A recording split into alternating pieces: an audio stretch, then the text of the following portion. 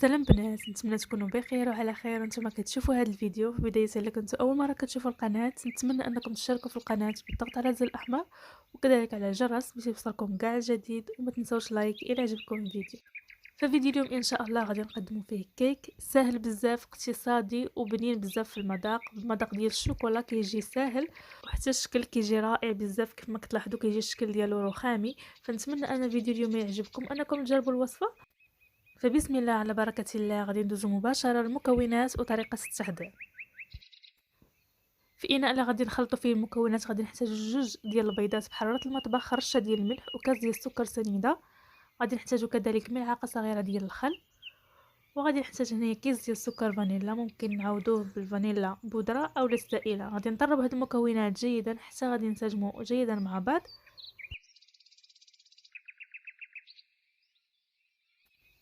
ومن بعد حنايا كنضربوا في المكونات. غادي نضيف هنايا نصف كاس ديال الزيت نباتيه، وغادي نعاود نطرب المكونات ديالي جيدا دائما بالطراب، اولا ممكن اننا نستعمل غير الطراب اليدوي.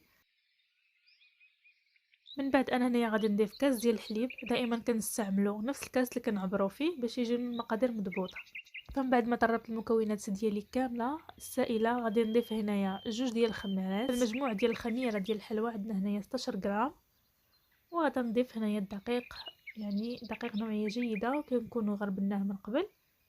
وهنايا عبرت معكم زلافه، غادي ندير الزلافه الاولى ولا خصنا الدقيق غادي نزيدو مزال. فكنبقى نضيف هنايا الدقيق وحنا كنخلطو يعني غير بالتدريج حتى غادي نشوفوا القوام ديال الكيك ديالنا.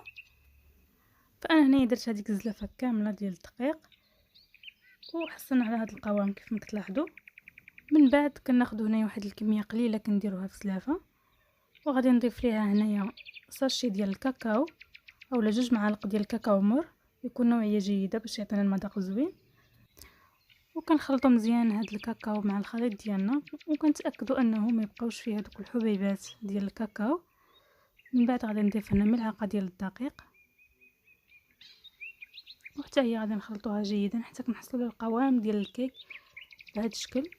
من بعد هنايا غادي نرجعوا باش غادي نكملوا الخليط ديال الكيك ديالنا. غادي نضيف هنايا نصف زلافه ديال الدقيق، وغادي نكملوا التخليط ديال الكيك ديالنا حتى كنحصلوا للقوام ديال الكيك. انا هنايا احتاجت معنا هاد الكيكه تقريبا زلافه ونص ديال الدقيق. من بعد هنا غادي ناخذ المول اللي غادي ندير فيه الكيك ديالي. خدينا هذا المول اللي كيكون هكا طويل، فدرت فيه ورق الزبده وكذلك دهنته بشويه ديال الزبده ورشيته بالدقيق. غادي ندير الخليط الابيض، من بعد غادي ندير هنا خطوط بالخليط درنا فيه البودره ديال الكاكاو، ومن بعد غادي نديرو عاوتاني الخليط الابيض، وهكا حتى كنكملوا الكميه اللي عندنا كامله.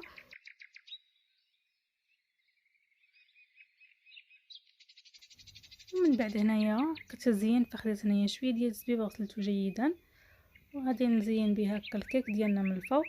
يعني التزيين كيبقى اختياري، ممكن تكتفيو بها فقط بحال هكا. قلت هنايا شويه ديال الشوفان محمر حتى هو درناه من الفوق.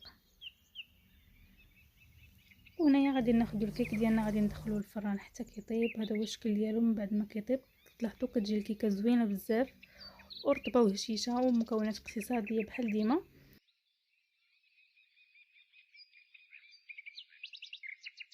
هنا غادي نحيدو الكيكه من المول.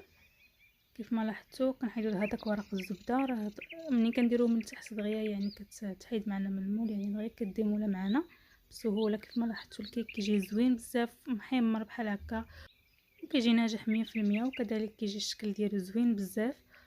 فدابا غادي ندوز باش غادي نزينوه. فانا هنايا عندي لاصوص الشوكولا هذه حضرتها في المنزل من بعد، وغادي نحط معكم الوصفه حتى هي ديالها. لاصوص الشوكولا كتجي لذيذه بزاف وسهله واقتصاديه. فغادي نديرو هنا واحد الخطوط في هذا الشكل، يعني نزينو بهم هكا الكيكه، ولا ممكن اننا كيف ما قلت لكم يعني نحتفظوا به غير بحال هكا، راه كيجي زوين بزاف والمذاق ديالو حتى هو كيجي لذيذ. من بعد هنايا غادي نزوقو حتى بالفيرميسيل الشوكولا حتى هو هكا من الفوق، غير حبيبات بحال هكا.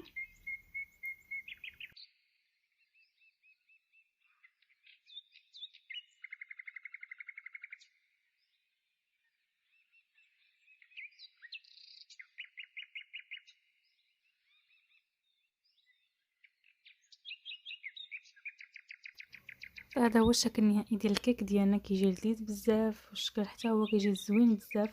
المذاق كيجي رائع وبمكونات اقتصادية وكذلك يوجد معنا بسرعة. وكنتمنى ان فيديو اليوم وصفة اليوم تعجبكم، ونتمنى اذا كنتوا اول مرة كتشوفوا القناة تشتركوا في القناة بالضغط على زر الاحمر وكذلك على الجرس باش يوصلكم كاع جديد. وما تنسوش لايك الى عجبكم الفيديو، تبارطاجوه مع الاصدقاء ديالكم، وخليكم على خير الى فيديو مقبل ان شاء الله.